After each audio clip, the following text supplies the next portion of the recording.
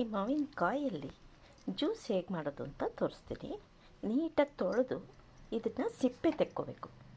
ಸಿಪ್ಪೆ ತೆಗೆದು ಸಣ್ಣಗೆ ಹೋಳುಗಳಾಗಿ ಹಚ್ಕೋಬೇಕು. ಸಣ್ಣಗೆ ಹಚ್ಚಿದ ಮಾವಿನಕಾಯಿ 1 ಬಟ್ಲು, ಸಕ್ಕರೆ 1 ಬಟ್ಲು,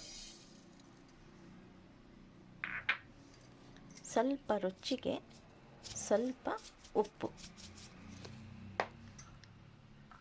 ಏಲಕ್ಕಿ ಸ್ವಲ್ಪ ಏಲಕ್ಕಿ ಪುಡಿ. ಇದಿಷ್ಟು ಸ್ವಲ್ಪನೇ ನೀರು ಹಾಕ್ಕೊಂಡು ಮಿಕ್ಸಿ ಮಾಡ್ಕೋಬೇಕು. ಆಮೇಲೆ ಬೇಕಾದ್ರೆ ನೀರು ಎಷ್ಟು ಬೇಕೋ ಮಿಕ್ಸ್ ಮಾಡ್ಕೋಬೋದು. ಮಾವಿನಕಾಯಿ ಜ್ಯೂಸ್ ರೆಡಿ.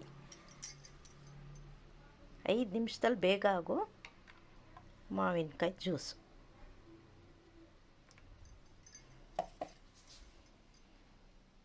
ಏಲಕ್ಕಿ ಸುಲಿದು ಈ ಥರ ಒಂದಿಷ್ಟು ಏಲಕ್ಕಿನ ಪುಡಿ ಮಾಡಿಟ್ಕೊಂಡ್ರೆ, ಇದು ಸ್ವಲ್ಪ ಸಕ್ಕರೆ, ಎರಡು ಮಿಕ್ಸ್ ಮಾಡಿ ಪುಡಿ ಮಾಡಿಟ್ಕೊಂಡು ಒಂದು ಡಬ್ಬಿಗೆ ತುಂಬಿಕೊಂಡ್ರೆ ನೀವು ಯಾವುದೇ ಜ್ಯೂಸ್ ಮಾಡಿದ್ರೆ ಸ್ವಲ್ಪ ಹಾಕ್ಬೋದು, ವೇಸ್ಟ್ ಆಗೋಲ್ಲ. ಆವಾಗ ಈಗ 1-2 ಏಲಕ್ಕಿ ಸುಲಿದ್ರೆ ವೇಸ್ಟ್ ಆಗುತ್ತೆ. ಅದ್ರ ಸಿಪ್ಪೆ ಎಲ್ಲ ಒಂದು ಟೀ ಪುಡಿ ಇರುತ್ತಲ್ಲ ಅದಕ್ಕೆ ಹಾಕಿ ಒಳ್ಳೆ ಟೀ ಮಾಡಿದಾಗ ಸುವಾಸನೆ ಬರುತ್ತೆ, ಏಲಕ್ಕಿ ಸುವಾಸನೆ.